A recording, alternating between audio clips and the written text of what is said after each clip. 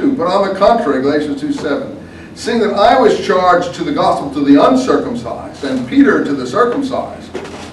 For he who worked in Peter towards the apostleship of the circumcised also worked in me towards the Gentiles. So he sets himself up as a counterpart to Peter in his, as it were, Gentile mission.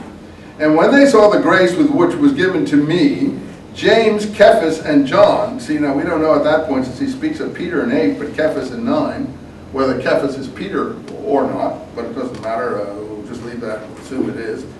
These pillars gave the right hand of friendship, of fellowship to Barnabas and myself, that we should go to the Gentiles and they to the circumcision.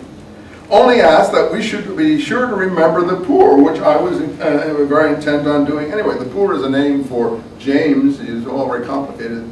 The James here is not the James you're thinking of. It's not James, the brother of John. It's James, the brother of Jesus.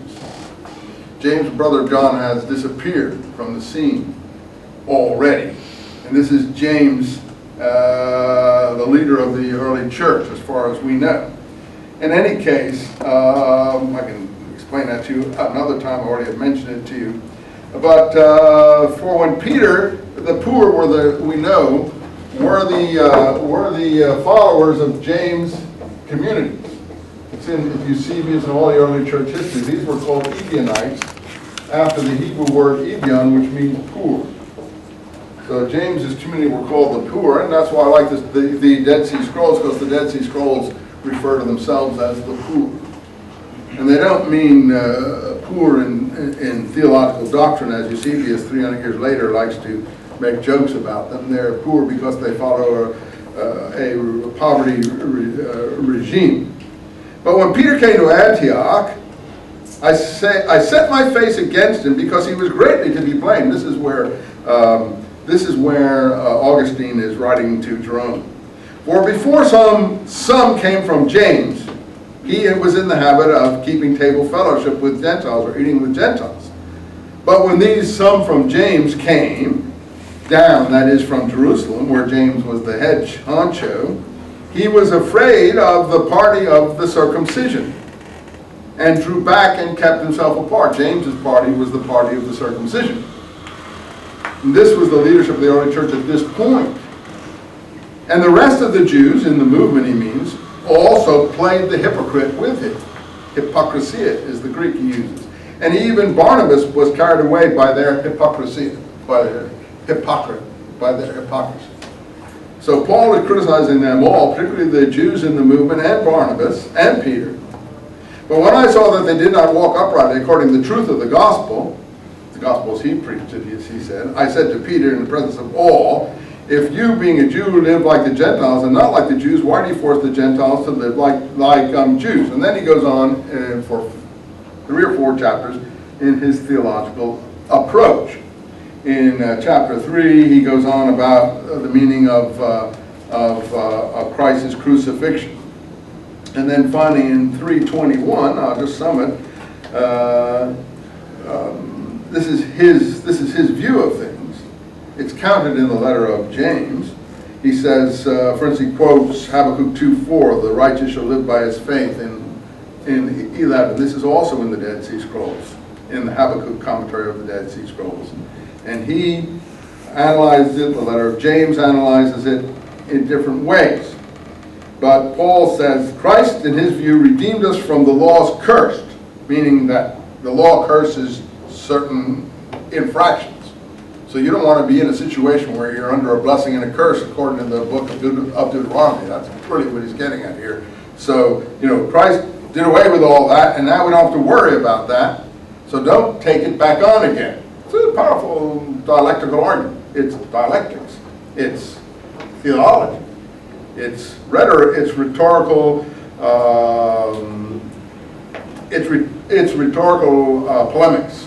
And it's very, very powerfully done, which shows Paul is very well trained in Grecian, sophistical, and dialectical rhetoric.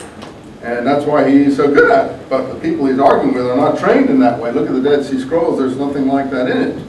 And so this is very Hellenistic, but not very Palestinian.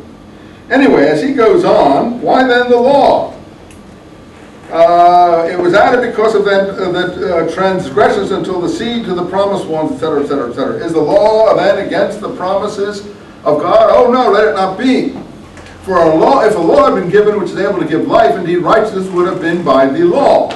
So then this is the rest of chapter 3. He goes on to show that righteousness is not by the law, but by faith in Jesus Christ. So these are his arguments that he lays out in favor of his faith doctrine. And Galatians, it's also repeated to some extent in more detail in Romans, is a very good presentation of it. But he finally comes down to his attitude towards the law. Look at this. This is in chapter 4. He calls the law slavery in the first part of being a slave. But because you are sons of God, sent in the Spirit of God, and crying, Abba, so you are no longer a slave. But you are like a son and an heir of God through Christ. It's all very elegant argumentation. No one says the opposite, but it does show you what the arguments were.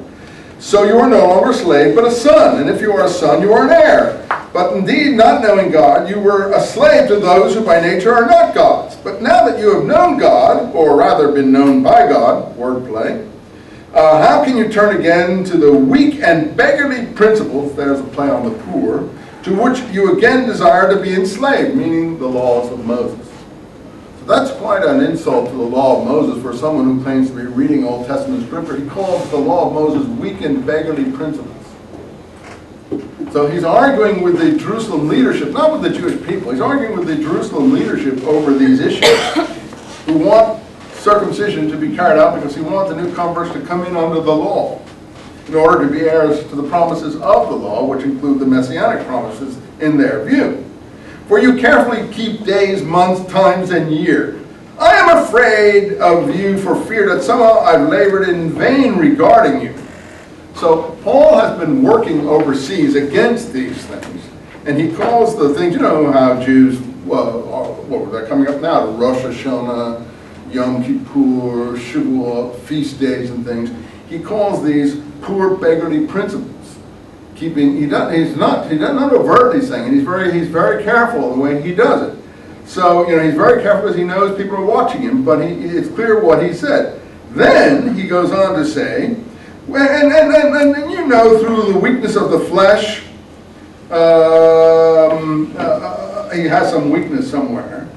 And you despise me in the flesh, therefore he doesn't appear to them in the flesh. He maybe has leprosy or some other disease. It's not clear what he has. But what's your unhappiness really, writing the Galatians? What's your beef? I tell you that if possible, you would have